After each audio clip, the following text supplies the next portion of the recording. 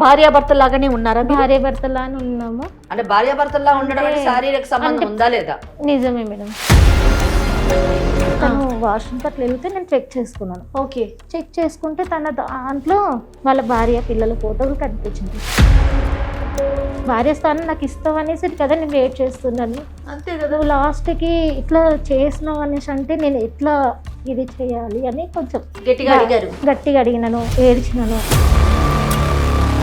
ఆయన మోసం మీకు ఇష్టమా? ఆయన అలా మోసం చేసే మనస్తత్వాలు అంటే మీకు ఇష్టమా? 3 ఏళ్ల తర్వాత ఆయనకు పెళ్ళి 2 పిల్లలు ఉన్నారన్న విషయాన్ని 3 ఏళ్ల తర్వాత తెలిసింది. మరి ఈ 1 ఇయర్లో మీరు చేసిన రీసెర్చ్ ఏంటి? ఏం అర్థం చేసుకున్నారు అతన్ని? మీ తెలివితేటలేంటి? ఆ స్టడీ చేయడానికి అతనితోనే కలిసి జీవిస్తావు, ప్లస్ అతనితోని ఫిజికల్ రిలేషన్షిప్, శారీరక సంబంధం పెట్టుకుంటావు.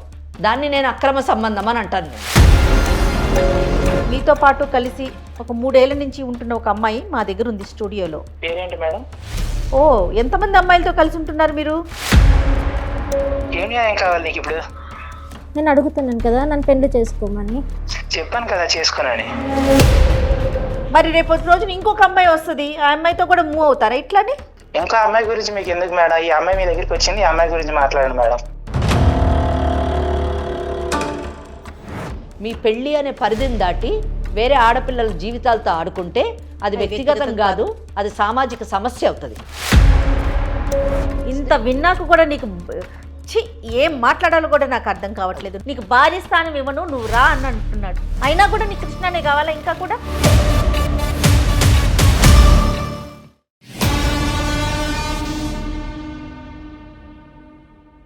వేరికోస్ వెయిన్స్ కి సరైన చికిత్స కోసం సంప్రదించండి ఎవిస్ హాస్పిటల్. ఎవిస్ హాస్పిటల్ సమర్పించి లీగల్ అడ్వైస్ కార్యక్రమానికి స్వాగతం. నాతో పాటు అడ్వకేట్ వెంకటేశ్వరి గారు ఉన్నారు. నమస్తే. నమస్తే అండి. అమ్మ, స్నేహ అనే ఒక అమ్మాయి మన దాకా వచ్చింది, మీతో మాట్లాడాలి, మీ సలహా కావాలి అనేసి. అంటే తనకు సంబంధించిన సమస్యని కొన్ని ఆల్రెడీ మనం లీగల్ అడ్వైస్లో మాట్లాడాం కూడా. లివ్ ఇన్ రిలేషన్స్ ఇవి ఎలాంటి పరిణామాలకి దారితీస్తున్నాయి, దీని పరిస్థితి ఏంటి? ఒక ఎపిసోడ్లో నాకు చాలా బాగా గుర్తు, మీరు చాలా అగ్రెసివ్గా మాట్లాడారు దీనికి సంబంధించి. ఆడపిల్లలు ముఖ్యంగా ఎలాంటి ఇబ్బందులు పడుతున్నారు అనేదానికి స్నేహ కథే ఒక ఉదాహరణ అమ్మ. నేను చెప్పడం ఎందుకు, స్నేహ ఎలానో మన స్టూడియోలో ఉంది కాబట్టి ఒకసారి మీరే మాట్లాడండి. తప్పకుండా అమ్మ. స్నేహ నమస్తే అమ్మా. నమస్తే. నమస్తే. నమస్తే అమ్మా. స్నేహ ఇక్కడి దాకా వచ్చారు, మీ కథ అంతా కూడా నాకు చెప్పారు. నాతో పాటు మీరు మేడంకి కూడా చెప్తే మీకు ఒక సలహా, ఒక సూచన ఇవ్వడానికి ఒక అవకాశం ఉంటుంది. భయపడొద్దు, భయపడాల్సిన అవసరమే లేదు.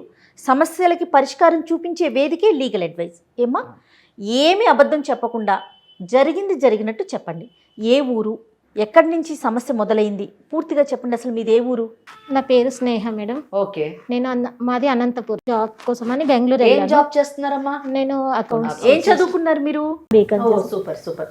బీకామ్ చేసి అకౌంటెంట్గా బెంగళూరులో జాబ్ చేస్తున్నారు. సంతోషం తల్లి. 1 ఇయర్ అయింది మేడం అక్కడ నుంచి బెంగళూరులో. మంచి కంపెనీ ఏనమ్మా? మంచి కంపెనీ మేడం. ఓకే. అక్కడ సార్ తను పరిచయం అయ్యి 6 సార్ అంటే ఎవరు? అకౌంటెడే తను కూడా, కానీ నాకన్నా కొంచెం సీనియర్. అయితే తనతో పాటు తను నార్మల్గా, నేను నార్మల్గా ఫ్రెండ్ లాగా మాట్లాడుకున్నామండి. కొన్ని రోజులు మాట్లాడుకున్నాము. దాని తర్వాత స్నేహం కాస్త ప్రేమగా మారింది. ఓ. నేనే ఫస్ట్ ప్రపోజ్ చేశాను, తను ఇష్టపడి నేనే ప్రపోజ్ చేశాను. దాని తర్వాత తను సరే అనేసి, తను కూడా తన గురించి ఏం చెప్పలేదు, తన గురించి నేను కూడా ఏం అడగలేను. ఎందుకు ఆయనని ప్రపోజ్ చేశారు మీరు? ఏం అడగలేదు, ఆయన గురించి ఏం తెలియదు, మీతో పని చేస్తాడని తెలుసు. అంటే తను మంచివాడు, మంచి వ్యక్తి అనేసి నేను తనతో పరిచయం చేసుకొని నేనే తనకు చెప్పాను. ఆఫీసులో పరిచయంతోనే మీరు ప్రపోజ్ చేసేసారు. 1 ఇయర్ అయింది మేడం. 1 ఇయర్ అయినాక తను నేను ఒకటే దగ్గర ఉన్నాము. 3 ఇయర్స్ దాటినాక ఒకటే రూమ్లో కలిసి ఉన్నాక ఎందుకు ఒక రోజు ఫోన్ తీసుకున్నాను. తను ఎవరితోనో మాట్లాడుతున్నా అనేసి తన ఫోన్ నేను తీసుకున్నాను. తన ఫోన్ తీసుకుని మాటకు అడ్డుపడుతున్నాను అనుకోకు. మరి పెళ్లి ఎప్పుడు చేసుకుందాం అనుకున్నారు? పెళ్లి చేసుకుందాం అనేసరికి తను వద్దు అనేసి అంటున్నారు. అదే ఎందుకు వద్దు అంటున్నారు అనేసి నాకు కొంచెం డౌట్ వచ్చిందండి. మా మమ్మీ వాళ్ళు నాకు మ్యారేజ్ చేస్తూ అంటున్నారు, నువ్వంటే నాకు ఇష్టము, మరి ఏమంటావు చెప్పు అనేసి అన్నప్పుడు దాన్ని దాటేస్తున్నాడు. నేను చేసుకోని, ఇప్పుడు నాకు ఇంట్రెస్ట్ లేదు, కొంచెం టైం కావాలి, దానికైతేనే నువ్వు ఆగు, లేకపోతే నువ్వు చేసుకుంటే నేను ఎట్లా చేసుకుంటాను. ఏంటి కలిసి ఉన్న తర్వాత చేసుకో అనేసి అంటే నేను ఎట్లా చేసుకుంటానో, నేను చేసుకోను, నువ్వంటే అంత ఇష్టంతోనే నేను నీతో ఉన్నాను ఇన్ని రోజులు, ఇప్పుడు చేసుకో అంటే ఎలా చేసుకుంటానని నేను కొంచెం గొడవ పెట్టుకున్నాను. గొడవ పెట్టుకున్నాక తను ఫోన్ మాట్లాడుతూ ఉన్నాడు. అస్తమానం ఎవరితో మాట్లాడతారు మీరు అనేసి నేను ఒకరోజు ఫోన్ చెక్ చేసుకున్నాను. అతను ఉన్నప్పుడే చెక్ చేశారా? తను లేరు, తను వాష్రూమ్కి అట్లా వెళ్తే నేను చెక్ చేసుకున్నాను. ఓకే. చెక్ చేసుకుంటే తన దాంట్లో వాళ్ళ భార్య పిల్లల ఫోటోలు కనిపించినాయి. భార్య పిల్లలని మీరు ఎలా చెప్పారు? మీకు ఎట్లా అర్థమైంది ఆ ఫోటో చూసి? అడిగినాను ఎవరు వీళ్ళు అనేసి అంటే అప్పుడు చెప్తున్నాను, నాకు ఇంతకుముందుకే పెళ్ళి అయిపోయింది, నాకు ఇద్దరు పిల్లలు ఉన్నారు, బాబు పాప, నేను ఇక్కడ జాబ్ కోసం అనేసి నేను వచ్చినాను, దాంతో నువ్వు పరిచయం అయినాను, నేను నీతో ఉన్నాను అనేసి అన్నాడు. నువ్వు అలా ఇలా ఉంటావు, నాకు చెప్పాలి కదా నీకు పెళ్ళి అయింది అనేసి, భార్య స్థానం నాకు ఇస్తావు అనేసి కదా నేను వెయిట్ చేస్తున్నాను. అంతే కదా. నువ్వు లాస్ట్కి ఇట్లా చేసినావు అనేసి అంటే నేను ఎట్లా ఇది చేయాలి అని కొంచెం గట్టిగా అడిగినాను, ఏడ్చినాను. తను అయినా కానీ నేను ఇవ్వను, నేను చేసుకోను, నాకు అవసరం లేదు, ఇప్పుడు ఉండు, ఇలానే ఉండు, చూసుకుంటాను, నీకేం తక్కువ చేస్తలేను అనేసి అట్లా మాట్లాడేసరికి ఇంకా నాకు ఇది అవ్వలేదు, ఇంకా నీ వల్ల కాలేదు. మరి ఏం చెప్పావు ఫైనల్ గా? అతనికి ఏం చెప్పారు? నాకు నువ్వు కావాలి అని చెప్పినాను, నన్ను పెళ్లి చేసుకోండి అనేసి అంటే తను చేసుకోను. మరి ఇప్పుడు మా వేదిక దాకా రావటానికి అంటే ఏం ఎక్స్పెక్ట్ చేసి మీరు Suman TV legal advisor programme దాకా, అది ముఖ్యంగా అడ్వకేట్ వెంకటేశ్వరి మేడం దగ్గర దాకా నువ్వు వచ్చావు అంటే మీరు ఏం ఎక్స్పెక్ట్ చేస్తున్నారు? నేను తనని పెళ్లి చేసుకోవాలి, సొసైటీలో నేను భార్యలాగా ఉండాలని. ఓకే, భార్య స్థానం మీకు కావాలని పెళ్లి చేసుకోవాలి, దానికి ఏం చేయాలని సలహా కోసం. ఎందుకు ఆయనే కావాలి? ఆయన్నే ఎందుకు పెళ్లి చేసుకోవాలి? తన మీద ఇష్టంతోని కావాలి. ఏమి ఇష్టం? అదే ఆ ఇష్టం ఏంటని అడుగుతున్నాను. ఆయన పదవి ఇష్టమా, లేకపోతే ఆయనకు వచ్చే జీతం ఇష్టమా? తనకు వచ్చే జీతము. మరి ఏమి ఇష్టం మీకు ఆయన అంటే? ఆయన మోసం మీకు ఇష్టమా? ఆయన అట్లా మోసం చేసే మనస్తత్వాలు అంటే మీకు ఇష్టమా? మరి ఏమి ఇష్టం చెప్పండి? ఆయన అంటే ఎందుకు ఇష్టం కలిగింది? ఓకే, ఇంకొకటి అండి, మీరు 3 సంవత్సరాలు కలిసి ఉన్నా అని చెప్పారు, మీరు పెళ్లి చేసుకోమని ఎప్పుడు అడిగారు? నేను 1 ఇయర్ తర్వాత 1 ఇయర్ మటుకు మీరు అడగలేను అంటే 1 ఇయర్ మటుకు కూడా మీరు ఇష్టంతోనే అతనితో కలిసి ఉన్నారు. అంటే అతనికి ఒక ఇమేజ్ ఇచ్చారు, మెసేజ్ ఇచ్చారు, ఏమని? మన ఇద్దరం ఇట్లా కలిసి ఉండొచ్చు అని ఇచ్చారు, అంతేనా? కలిసి ఉండడం అంటే ఇద్దరు శారీరకంగా కలిసారా? ఇప్పుడు ఒకే ఇంట్లో ఉండి మేమిద్దరం శారీరకంగా కలుసుకోలేదు అంటే, మేమిద్దరం 3 ఏళ్ళు ఫ్రెండ్స్ లాగా ఉన్నాము, పెళ్లి చేసుకోవాలనే ఉద్దేశం నాకు 1 ఇయర్ తర్వాత కలిగింది అని ఇవన్నీ కూడా అదే నమ్మశక్యంగా ఉందా అమ్మా? చెప్పండి, మీకు అనిపిస్తుందా? మీకు ఎవరైనా ఇలా చెప్తే నమ్ముతారా? నమ్మరు కదా. చాలా విచిత్రం. చెప్పండి స్నేహ, మీరు దాచొద్దు, ఏం జరిగినా నిజం చెప్పండి. ఫిజికల్ రిలేషన్షిప్ ఉందా లేదా చెప్పండి. 3 ఏళ్ళు కలిసి ఉన్నారు, 1 ఇయర్ మటుకు మీరు ఎందుకు ఈ పెళ్లి అనే కాన్సెప్ట్ని ఆయన ముందు పెట్టలేదు అని అడుగుతున్నాను నేను. లేదా మీరు స్నేహం చేయగానే ఇమీడియట్గా నేను నీతోని పెళ్లి చేసుకుంటేనే కలిసి ఉంటాను అని ఎందుకు చెప్పలేదు? అంటే మీకు కూడా 1 ఇయర్ మటుకు టెస్ట్ చేశారా అతన్ని? టైం తీసుకున్నాను, నేను చేసుకుంటాను అనేసి చెప్పాను మేడం, కానీ తన్ని ఇంకా దాటుకుంటూ వెళ్ళిపోయారు. కాదండి, 1 ఇయర్లో ఏం అర్థం చేసుకున్నారు ఆయనని? నాకు అర్థం కాలే. ఏం అర్థం చేసుకున్నారు? 3 ఏళ్ల తర్వాత ఆయనకు పెళ్ళి 2 పిల్లలు ఉన్నారన్న విషయం 3 ఏళ్ల తర్వాత తెలిసింది. మరి ఈ 1 ఇయర్లో మీరు చేసిన రీసెర్చ్ ఏంటి? ఏం అర్థం చేసుకున్నారు అతన్ని? మీ తెలివితేటలేంటి? తను బాగా చూసుకున్నారండి, నిన్ను ప్రేమగా చూసుకున్నాడు, నాకు ఏది కావాలన్నా చేసి పెట్టిండు, నాకు ఇది లేదు అన్న లోటు కూడా తీర్చుకుంటూ. అతను చేసేది ఏంటి తల్లి? పిచ్చిదానా, నువ్వు ఉద్యోగం చేసావు కదా, నీకు డబ్బులు వచ్చినాయి కదా. అమ్మ, బెంగళూరులోని ఉద్యోగం చేయడానికి మీ పేరెంట్స్ నిన్ను పంపించారు. అవును మేడం. అంటే నీకు పంపించినప్పుడు నువ్వు ఆయనతో కలవక ముందు ఒక రూమ్ తీసుకున్నావో, ఒక అపార్ట్మెంట్ తీసుకున్నావో, ఏదో ఒకటి తీసుకుని అందులో ఉన్నావు, నువ్వు సంపాదించుకుంటున్నావు, ఆ సంపాదనతో నువ్వు బ్రతుకుతున్నావు. ఈయనతో పరిచయం అయిన తర్వాత ఈయనతో మూవ్ అయ్యావు నువ్వు. మళ్ళీ అతను నిన్ను చూసేది ఏముంది? సరే చూసుకున్నాడు, ఓకే. పెళ్లి ప్రస్తావన ఎందుకు తీసుకురాలేదు నువ్వు సంవత్సరం వరకు కూడా? అంటే నేను ఫస్ట్ అడిగినాను, ఫస్ట్ మ్యారేజ్ చేసుకుందామంటే వద్దు అని టైం తీసుకున్నారు. సరే ఒకటే రూమ్. అప్పుడు వద్దు అన్నాడే తప్ప నాకు పెళ్ళయిందని చెప్పలేదు. నేను ఫొటోస్ చూసే వరకు తనకు పెళ్ళయిందన్న మాట కూడా నాకు చెప్పాలి. నిలదీసావా? పోనీ నిలదీసినాను. అంటే నాకు నువ్వు అంటే ఇష్టం ఉంది, అందుకని నీతో మూవ్ అయినా. 3 ఏళ్ళు మీరు కలిసి ఉన్నారు కదా, ఇద్దరికి శారీరక సంబంధం ఉందా లేదా అని నిజం చెప్పు. నువ్వు భార్యాభర్తలాగానే ఉన్నారా? భార్యాభర్తలానే ఉన్నాము. అంటే భార్యాభర్తలా ఉండడం అంటే శారీరక సంబంధం ఉందా లేదా? నిజమే మేడం, నిజమే, రైట్.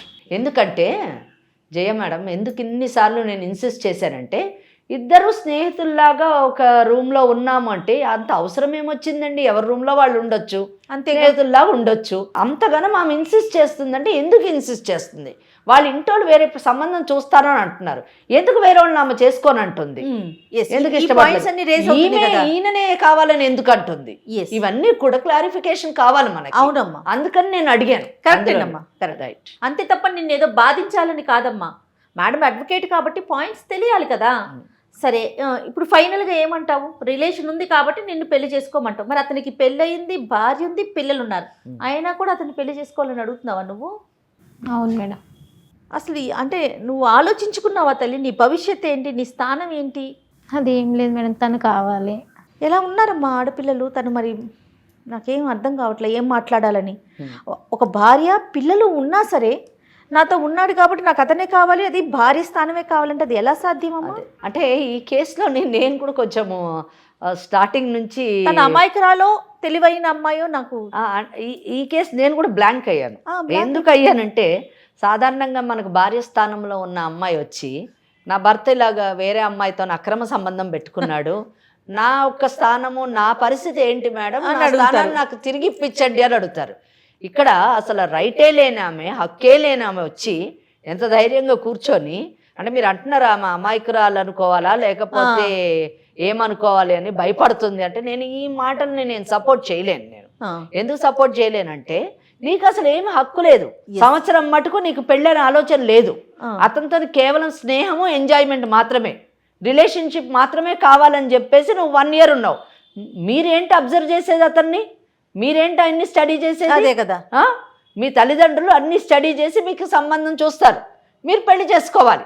అంతకి కావాలంటే మీరు కూడా మాట్లాడి అన్ని తెలుసుకొని మీ తల్లిదండ్రులు చూసినటువంటి వాళ్ళు చేసుకోండి. కానీ ఇక్కడ నువ్వు ఎవరినో ఒకటి సెలెక్ట్ చేసుకుంటావు, నీ కొలీగ్ని, నువ్వు ఒక 1 year స్టడీ చేస్తా అంటావు అతన్ని. ఆ స్టడీ చేయడానికి అతనితోనే కలిసి జీవిస్తావు, ప్లస్ అతనితోని ఫిజికల్ రిలేషన్షిప్, శారీరక సంబంధం పెట్టుకుంటావు.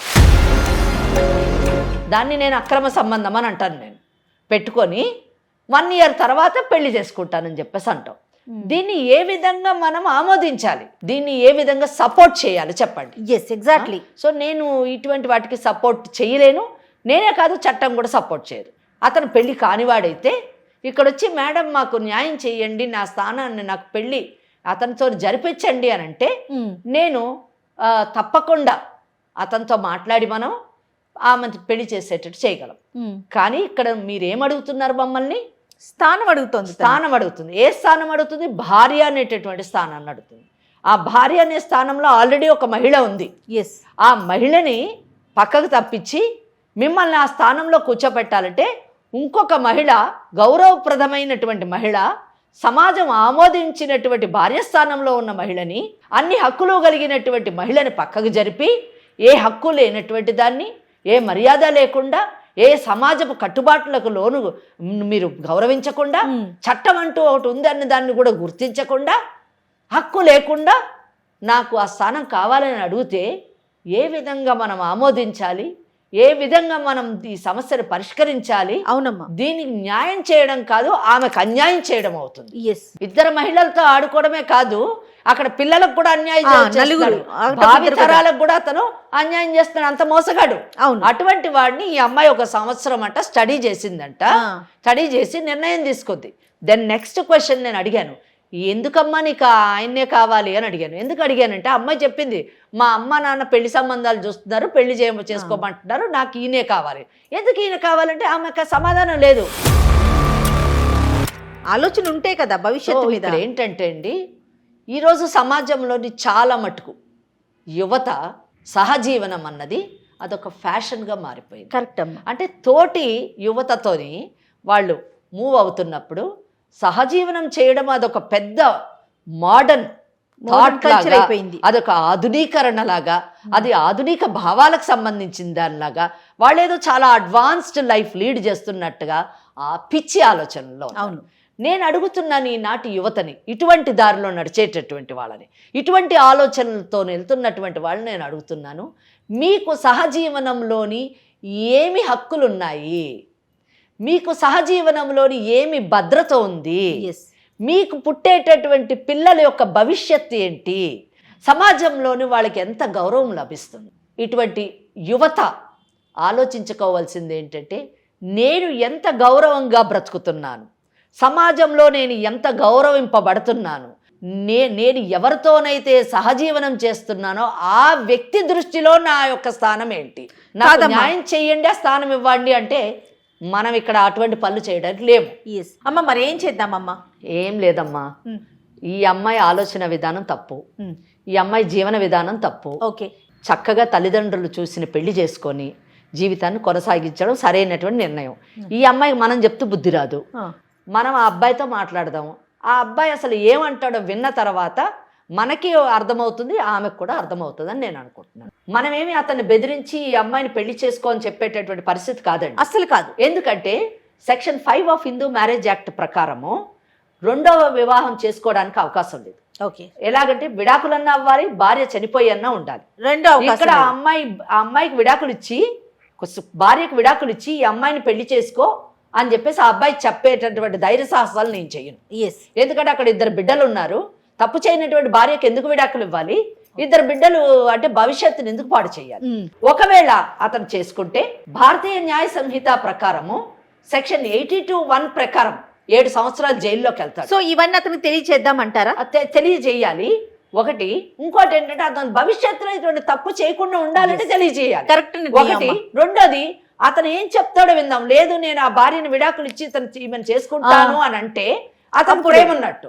లేదు నా భార్యను నేను విడిచిపెట్టాను అన్నాడంటే ఈమెకు బుద్ధి రావాలి. ఈమె పరిస్థితి ఏంటి? కాదమ్మా, అతనికి కాల్ చేయి. మరి అతని పేరేంటి? కృష్ణ. కృష్ణ. బా, పేరుకు తగినట్టే ఉన్నాడు. ఏంటి వీళ్ళు ఇట్లా అనేస్తున్నారు, బిక్క చూపులు చూస్తా ఉన్నావు. ఒకసారి కాల్ చేస్తావా, మాట్లాడదామా? అమ్మా, తను మాట్లాడటానికి ఇబ్బంది పడతా ఉంది. నేనే ఒకసారి కాల్ చేస్తాను, తప్పకుండా ఒకసారి మాట్లాడతాను, వినండి మీరు కూడాను.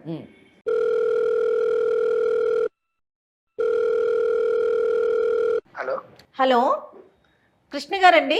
yes who is this? నేను జయానండి, సుమన్ టీవీ నుంచి మాట్లాడుతున్నాను, లీగల్ అడ్వైజ్ అనే ప్రోగ్రామ్ నుంచి. ఓకే మేడం, చెప్పండి. మా దగ్గరికి మీ ఫ్రెండ్ వచ్చారండి, మీతో పాటు కలిసి ఒక 3 ఏళ్ల నుంచి ఉంటున్న ఒక అమ్మాయి మా దగ్గర ఉంది స్టూడియోలో. పేరేంటి మేడం? ఓ, ఎంతమంది అమ్మాయిలతో కలిసి ఉంటున్నారు మీరు? అంటే చాలా మంది ఉంటారు కదా. ఏంటి ఫ్రెండ్ అన్నారు కదా మేడం, ఫ్రెండ్స్ అంటే చాలా మంది ఉంటారు కదా. ఫ్రెండ్స్ అంటే చాలా మందే ఉంటారంట. ఒక్కసారి నువ్వు హలో అనమ్మా, చెప్పు నీ పేరేంటి, నువ్వే చెప్పు. హలో హలో కృష్ణ, నేను స్నేహన్ మాట్లాడుతున్నా. స్నేహ? అవును, చెప్పు.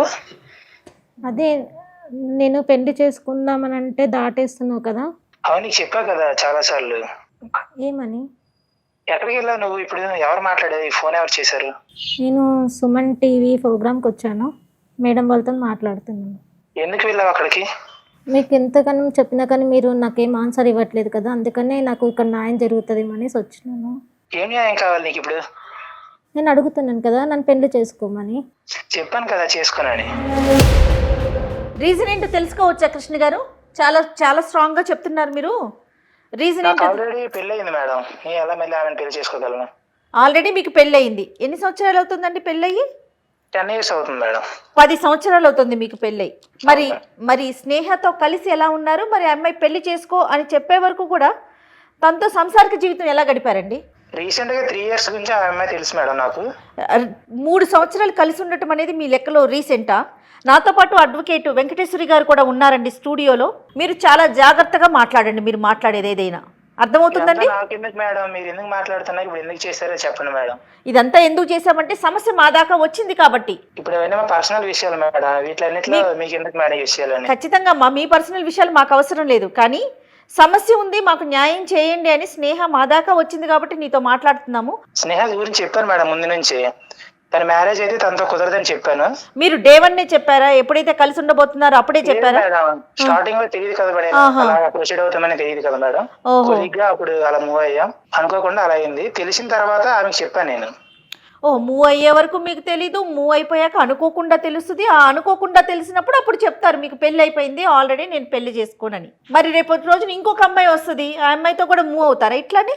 ఇంకా అమ్మాయి గురించి మీకు ఎందుకు మేడం? ఈ అమ్మాయి మీ దగ్గరికి వచ్చింది, ఈ అమ్మాయి గురించి మాట్లాడండి మేడం. ఇంకొక అమ్మాయి గురించి మేము మాట్లాడటానికి లేదు. అవును అవును మేడం. అంటే మనం సమాజంలో ఉన్నామమ్మా, మనుషుల మధ్యనే ఉంటున్నామా, అడవిలో బతుకుతున్నామా? Of course madam. సమాజము, చట్టము, మనుషులు, మంచి చెడు ఇలాంటివి లేవా మనకి? ఏం మాట్లాడుతున్నారు మీరు? మీకెందుకు అనుకుంటా? మాకు అవసరం, మా దాకా వచ్చింది కాబట్టి మేము వచ్చామా మీ దగ్గరికి. ఆ అమ్మాయిని పెళ్లి చేసుకోమంటోంది, మరి పెళ్లి చేసుకుంటారా? నేను చేసుకోను మేడం. వింటున్నావా? పెళ్లి చేసుకోండి అని చెప్పి ప్రోత్సహించడానికి మేము కాల్ చేయలా. భవిష్యత్తులో ఇలాంటి ఎదవ పనులు చేయకుండా ఉండాలి, ఇలాంటివి చేస్తే నీకు ఎలాంటి శిక్షలు పడతాయో మేడం ద్వారా చెప్పించడానికే కాల్ చేశాను. నాకు ఎందుకు మేడం శిక్ష? నేను ప్రపోజ్ చేయలేదు, ఏం చేయలేదు కదా మేడం. మరి కలిసి ఉన్నారు కదా, ఒక భార్య ఉండగా, భార్య, 2 పిల్లలు, 10 సంవత్సరాలు అవుతోంది మీకు పెళ్ళై. అమ్మాయి జీవితం నేనేం కావాలని నాశనం చేయలేదు కదా మేడం. అమ్మాయి వచ్చింది నా జీవితంలోకి, నాకు ఇష్టంగా అనిపించింది, ఆ టైంలో మేము మూవ్ అయ్యాం మేడం. మేడంతో మాట్లాడండి ఒకసారి, మేడంకి ఇవ్వమ్మా. స్నేహ అన్న అమ్మాయి పెళ్ళి మీరు చేసుకోకపోయినా పర్వాలేదు, మీతోనే కలిసి ఉంటాను అని అంటుంది. దానికి మీరు అంగీకరిస్తున్నారా? అలా అయితే ఓకే మేడం. అలాగైతే ఓకే, రైట్. నాకు కూడా చెప్పే ఈ విషయం నేను. ఓకే సరే, ప్రాబ్లం ఏం లేదు, కానీ మ్యారేజ్ అయితే నేను చేసుకోను. ఓకే సరే, ఖచ్చితంగా ఖచ్చితంగా పెళ్లి చేసుకోరు, ఎందుకంటే మీ భార్య పిల్లలు ఉన్నారు కాబట్టి. పిల్లలు ఉన్నారు. ఓకే, వాళ్ళకి ఆ అమ్మాయికి మీరు విడాకులు ఇచ్చే అవకాశం ఉందా అండి? భార్యకి విడాకులు ఇవ్వరు, సిచ్యుయేషన్ లేదు. సరే, కనీసం మీ భార్యకి ఈ స్నేహతోని నాకు సంబంధం ఉంది, నేను ఈమెతోని బెంగళూరులో ఉంటాను, మీ భార్య ఎక్కడ ఉంటారండి? చెప్పండి మేడం, ఆ పర్సనల్స్ అన్ని. కాదు, ఏరియా ఎక్కడ? ఆంధ్రప్రదేశ్లో ఉంటారా, తెలంగాణలో ఉంటారా, ఎక్కడ ఉంటారు? హైదరాబాద్లో. ఓకే, మీ భార్యతోని నువ్వు హైదరాబాద్లో ఉండు, నేను ఈ స్నేహ అన్న అమ్మాయితోని బెంగళూరులో ఉంటానన్న విషయం చెప్తారా అండి? చెప్పారా? చెప్పండి మేడం, నేనే చెప్తాను మేడం మా భార్యకి. పెళ్ళైన విషయాన్ని మీరు చెప్పారా అండి? ఆ అమ్మాయి తెలుసుకుందా? అమ్మాయి నాకు అడిగింది ఒక రోజు, మొబైల్ చూసినప్పుడు ఫొటోస్ చూసింది, అడిగినప్పుడే చెప్పాను నేను. అది ఎంత కాలానికి, అంటే మీరు కలిసి ఉండడం మొదలెట్టిన తర్వాత ఎంత కాలానికి చెప్పింది? 1 ఇయర్ తర్వాత తెలిసింది. అంటే మీరు ముందు చెప్పలేదు, స్నేహం పరిచయం అయినప్పుడు నాకు పెళ్ళయింది, 2 పిల్లలు ఉన్నారని మీరు చెప్పలేదు? రాలేదు. ఓకే. సో 1 సంవత్సరం మీరిద్దరూ కలిసి ఉన్నప్పుడు కూడా మీరు చెప్పలేదు? రైట్. సరే కృష్ణ, ఇప్పుడు నేను ఏమి మాట్లాడను మీతోని, కానీ ఒక్క విషయం మాత్రం మీకు చెప్తున్నాను. కొన్ని పనుల్ని నేరాలుగా చట్టం పరిగణిస్తుంది. ఆ నేరాలకి శిక్ష అంటూ ఒకటి ఉంటుంది. అది మీకు నచ్చినా నచ్చకపోయినా కూడా జరిగిపోతూనే ఉంటుంది. నేను మీకు ఎందుకు చెప్తున్నా, వినండి బాబు, వినండి. నేను మిమ్మల్ని ఏం అనట్లేదు. మీ భార్యకు విడాకులనిచ్చి ఈ అమ్మాయిని పెళ్లి చేసుకోండి అని నేను చెప్పను. అలాగే అయితే మీరు ఒకటి చెప్పారు, ఈ అమ్మాయితో పెళ్ళి అయితే చేసుకోను, కానీ ఈ అమ్మాయితో ఉండడం అయితే ఉంటానన్నారు. మీకు పెళ్ళి అయిన విషయాన్ని 1 సంవత్సరం తర్వాత ఆ అమ్మాయి తెలుసుకుంది, కానీ మీరు చెప్పలేదన్నారు. అడిగినప్పుడు చెప్పారు. అలాగే జయ మేడం అడిగారు, ఇంకా రాబో కాలంలో ఇంకా చాలామంది అమ్మాయిలతో మీరు ఉండే అవకాశం ఉందా అంటే, అది మీకు అనవసరం, ఈ అమ్మాయి విషయం మాట్లాడండి అని అన్నారు. అంటే మీకు భవిష్య ప్రోగ్రాం కూడా ఉండొచ్చు. సరే, అది మంచిది, మా వ్యక్తిగత విషయం అని అన్నారు. సో వ్యక్తిగత విషయమే, కరెక్టే. మీరు పెళ్లి చేసుకొని మీ పిల్లల్ని, మీ కుటుంబం, ఇవన్నీ వ్యక్తిగతం. మీ పెళ్ళి అనే పరిధిని దాటి వేరే ఆడపిల్లల జీవితాలతో ఆడుకుంటే అది వ్యక్తిగతం కాదు, అది సామాజిక సమస్య అవుతుంది. అంటే ఆడపిల్లల జీవితాలు పాడు చేస్తూ ఉంటే చూస్తూ ఊరుకోవడానికి చట్టం ఏం కళ్ళు మూసుకొని ఉండదు. కానీ అది చేయలేదు, అదే చెప్తున్నాను. ఇది మీ అవేర్నెస్ గురించి చెప్తున్నాను, మిమ్మల్ని ఏమి అనట్లేదు నేను. భారతీయ న్యాయ సంహిత అని ఒక చట్టం ఉంది. ఈ చట్టంలోని సెక్షన్ 82(2) ప్రకారము ఏ మగవాడైనా కానీ తనకు పెళ్ళైన విషయాన్ని చెప్పకుండా వేరే స్త్రీతోని పెళ్లి చేసుకుంటానని కానీ, లేదా ఏం చెప్పకుండా శారీరక సంబంధం కానీ పెట్టుకుంటే 10 సంవత్సరాలు శిక్షకి లోనవుతాడు, కంప్లైంట్ ఇస్తే. అదే చెప్తాను నేను. అడ్వకేట్గా మీకు చెప్పేది ఏంటంటే, భవిష్యత్తులో ఇటువంటి పనులు చేయకండి, వేరే ఆడపిల్లల జీవితాలతో ఆడకండి. ఎందుకంటే అందరూ మన స్నేహ కాదు, ఏ ఆడపిల్లన్నా కంప్లైంట్ కానీ ఇస్తే 82(2) కింద 10 సంవత్సరాల లోపల పోతారు. ఆయన భార్యతో మాట్లాడితే ఎలా ఉంటుంది? మేము మీ భార్యతో మాట్లాడినా, లేకపోతే ఈ అమ్మాయి వెళ్ళి మాట్లాడినా, ఈ అమ్మాయి మీ మీద కంప్లైంట్ ఇచ్చినా 10 సంవత్సరాల శిక్షకు. మరి నీకు ఫ్యామిలీ కావాలి. ఓకే మంచిదండి. సో సరేనండి. ఇష్టపడి వచ్చే ప్రతి అమ్మాయిని మీలాంటి మగవాళ్ళు పెళ్ళి అనేటటువంటి చేసుకోకుండా, భార్య అనే స్థానం ఇవ్వకుండా ఉపయోగించుకొని వేసుకున్న బట్టల్లాగా వేసుకొని మరుసటి రోజు తీసి పడేస్తారు. అది మీరు సమాజానికి చెప్పేటటువంటి విషయం. మీరు ఇంకొకటి కూడా అంటున్నారు, మాకెందుకు చట్టం అని అంటున్నారు. మాకెందుకు ఇటువంటి అనండి, ఆమెకి ఇష్టమైంది వచ్చింది, ఏం చేసుకుంటుందో అది చేసుకోండి, మా భార్య మా పిల్లల గురించి మాట్లాడొద్దు అంటున్నారు. అంటే మీ భార్య ఒక ఆడపిల్ల, ఒక మంచి గౌరవప్రదమైనటువంటి మహిళ, మీకు ఒక కుటుంబం ఉంది, మీకు పిల్లలు ఉన్నారు. కానీ వేరే తల్లిదండ్రుల కన్నా ఆడపిల్లలు కాదు, వారు గౌరవమైన మహిళలు గారు, వాళ్ళు సంసారానికి పనికిరారు. మీరు మాట్లాడిన ప్రతి మాట యువతకు స్నేహాల లాంటి పరిస్థితిలో ఉన్న ప్రతి ఆడపిల్ల వినాలి, వాళ్ళ స్థానం ఏంటో తెలుసుకోవాలి. కనుక జయ, నేను వీరితో ఎక్కువ మాట్లాడలేమమ్మా. కేవలం ఎందుకు మాట్లాడానంటే భవిష్యత్తులో ఇంకా వేరే ఆడపిల్లల జీవితాలు పాడు చేయకూడదని చెప్పాను. నాకు అక్కర్లేదు చట్టం అన్నాడు కానీ 100% నోట్ చేసుకుంటాడు. ఖచ్చితంగా భయం ఉంటుంది కదా ఆయన కంటే కూడా కృష్ణలాంటి వాళ్ళకి ఎంత చట్టం చెప్పినా కృష్ణలాంటి మోసగాళ్ళు సమాజంలో ఉంటూనే ఉంటారు. ఖచ్చితంగా ఎప్పుడు ఉంటారు తెలుసా అండి? మోసపోయే వాళ్ళు ఉన్నంత లాంటి పిల్లలు ఉన్నప్పుడు మోసపోయే వాళ్ళు ఉన్నంత కాలం ఉంటారు. స్నేహాల ఆలోచించే ప్రతి ఆడపిల్ల కూడా కృష్ణ మాటల్ని అర్థం చేసుకోవాలి. ఎంత తేలిగ్గా మాట్లాడుతున్నాడమ్మా ఆడపిల్లల్ని, ఇంత విన్నాక కూడా నీకు ఏం మాట్లాడాలో కూడా నాకు అర్థం కావట్లేదు. నీకు భార్య స్థానం ఇవ్వను, నువ్వు రా అని అంటున్నాడు. అయినా కూడా నీకు కృష్ణనే కావాలా? ఇంకా కూడా వద్దు మేడం, జాబ్ చేసుకుని నా లైఫ్లో నేను హ్యాపీగా ఉంటాను మేడం. జాబ్ కాదమ్మా, ముందు జాబ్ కాదు నీకు అసలు. అటువంటి వాడిని నిజానికి ఇంకా నాకు మాటలు రావట్లేదు. చీ అని ఒక పదం ఉపయోగించారు అంతే, దట్స్ ఆల్. వాడితోని 3 సంవత్సరాలు నువ్వు ఉన్నందుకు అసలు సిగ్గుపడాల్సిన విషయం. నీకు బుద్ధి వచ్చి ఉండాలి. నాకు తెలిసి ఆ మాటలు విన్న తర్వాత ఫస్ట్ ఆ జాబ్ మాను, బెంగళూరు నుంచి మీ ఊరికి షిఫ్ట్గా నీ జీవితంలో జరిగింది ఒక లెసన్. వీలైనంత మటుకు ఏ ఆడపిల్ల కూడా ఇటువంటి సమస్యల్లో పడకుండా వీలైతే కాపాడు, అవేర్నెస్ ఇవ్వు, నీ వంతు నీ ప్రయత్నం చేయి. సరేనా? ఓకే, ధైర్యంగా ఉండాలమ్మా. అమ్మ మరి ఏం చేద్దాం? ఏం చేస్తాం జయ్య? ఒక్కటే ఇందులో ఇటువంటి సమస్యలకి పరిష్కారం 2 విషయాలు. ఒకటి, ఆడపిల్లలు అప్రమత్తంగా ఉండాలి, తమ భవిష్యత్తును తామే తీర్చిదిద్దుకోవాలి. ఆ భవిష్యత్తును తీర్చిదిద్దుకోవడంలోని అందంగా తీర్చిదిద్దుకోవడమే కాదు, సమాజం ఆమోదించేటట్టుగా కూడా కరెక్ట్. ఆ భవిష్యత్తుకు ఒక భద్రత ఉండాలి. రెండోది, ఒకవేళ తెలుసో తెలియకో చూడండి, స్నేహాలాగా అమాయకంగా ఒకవేళ ఇటువంటి రొచ్చులో పడ్డా కానీ తిరిగి దాంట్లోంచి బయటకు వచ్చి భవిష్యత్తులోని ముందుకు సాగాలి. అవసరమైతే ఒకవేళ నిజంగా బుద్ధి చెప్పాలి అని అనుకుంటే సెక్షన్ 82(2) ప్రకారము మరి కేసు కంప్లైంట్ వెయ్యాలి, వాడికి శిక్ష పడేటట్టు చూడాలి. లేదు వద్దంటారా, పెళ్లి చేసుకొని ముందుకు కొనసాగండి. ఇది నేను చెప్పదలుచుకున్నాను. తప్పకుండా అమ్మా. అయితే నాకు స్నేహతో మాట్లాడినాక ఏమనిపించిందంటే, మీరు ఏదైనా అవకాశం ఇస్తే ఒక 2-3 సార్లు మీతో కూర్చొని మీ కౌన్సిలింగ్ కనుక తను ఫాలో అయితే, వినగలిగితే, మీరు ఆ టైం కేటాయించగలిగితే తన జీవితానికి ఒక అర్థం ఉంటుందేమో అనిపిస్తుంది. తప్పకుండా అండి. ఇంకొకటి కూడా చెప్పాలనుకుంటున్నాను జయ గారు, ఇటువంటి కార్యక్రమాల్లో మేమేదో కుటుంబాలని విడదీయాలనో లేకపోతే ఆడవాళ్ళకి విపరీతమైనటువంటి చట్టపరమైనటువంటి అవగాహన ఇచ్చేసి మగవాళ్ళకి అన్యాయం చేయాలన్నదో మా ఉద్దేశం కాదు. చట్టం పైన అవగాహన కలిగించడము అంటే ఆడవాళ్ళ హక్కుల్ని ఎంత పరిరక్షిస్తున్నామో మగవాళ్ళని అంత జాగ్రత్త కూడా పరుస్తున్నాము అన్న విషయాన్ని మర్చిపోకూడదు. చట్టం అంటే ఆడ మగ లేదు కదా. మీరు నేరం చేసినప్పుడు ఎటువంటి శిక్షలు పడతాయి కనుక నేరానికి ఎంత దూరంలో ఉండాలి మీకు అనే అవగాహన మీకు కల్పించడానికి ప్రయత్నిస్తాం. ఖచ్చితంగా. మేడం గారి నెంబర్ నీకు ఇస్తాను, అలా అసిస్టెంట్ నెంబరు. మేడం టైం తీసుకుని ఒక 2-3 సార్లు మేడంతో నువ్వు కూర్చొని మాట్లాడు, సరేనా? సరే, ఓకే, రైట్ అమ్మా, థ్యాంక్ యూ, నమస్తే. వేరికోస్ వెయిన్స్ కి సరైన చికిత్స కోసం సంప్రదించండి ఎవిస్ హాస్పిటల్.